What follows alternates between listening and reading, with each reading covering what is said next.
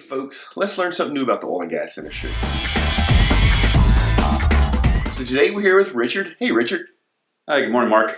And Richard has a fascinating story that combines two things that most people would not put together, and that is highly trained dogs and pipelines. So Richard, what the heck are you doing with dogs and pipelines? Well, what we decided to do was put together Pipedogs.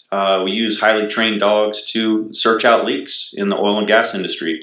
And we do that by injecting a scent into the line as the line's being tested. So are you telling me that you're out there competing with all these electronic and field testing, but you're using the highly trained sense of smell of a dog? That is correct. I kind of look at Pipedogs as a simple solution to a complex problem. And what I mean by that is, you know, it's just me and the dog out there and even one other member of my team.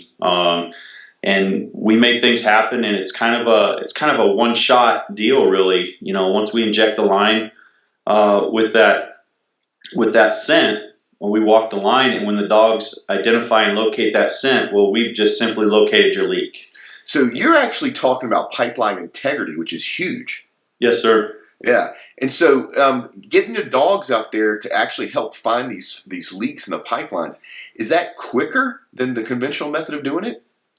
Well, I can't say that it's quicker. What I can say is I think we can reduce downtime, and what I mean by that is when we walk that right away after we put that odor in the line. If there's a leak, I mean, we'd only do that when we know there's a leak, and there's a couple other options, but we walk that line one time, and once we've identified, and then when the dog picks up that leak, then it kind of shortens the time. So we don't have to keep going back and forth and bracketing and reducing the amount of time that we spend out there on the line. We walk the line.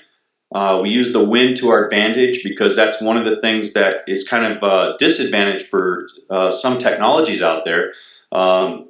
But for us, we use that to our advantage, because that helps the dog focus in and target right to the saturation point. And yeah, so that means that you and your dogs actually increase uptime if there's a problem in a pipeline. You actually get them back up and operating quicker than normal. Yes, I like to think we do, yes. Yeah, and then I've seen videos. Folks, we're going to throw some video up of his dogs working. Your dogs obviously are working, but they're having fun at the same time.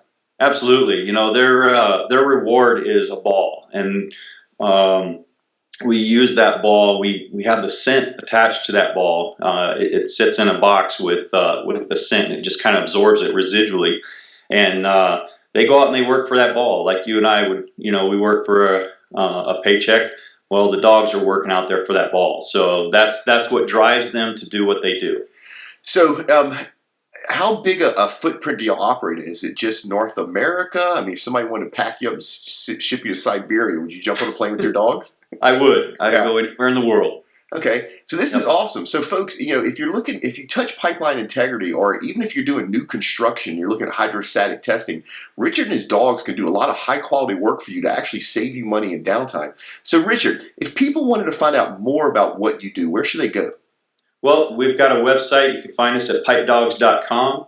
And if you want to reach out to me, you can get me at richard@pipedogs.com. Yeah, perfect. Sometimes I do this and people want to give their phone number. I go, no, don't put your phone number on a public video. So yeah, so folks, we'll put links in the show notes, both to his website and to his email address. So Richard, man, thank you so much for spending time with us today. Oh, you're welcome, Mark. Thanks for having us. And you know, I'm glad Jared Head from JP Services introduced me to you. I think what you do is fantastic, and thanks for letting us be a part of that. Yeah, I appreciate that. We have this own little network going, and people are making introductions, and I get to meet fascinating people like Richard. So Richard, good luck to you, folks. I hope this helped. We will see you next time.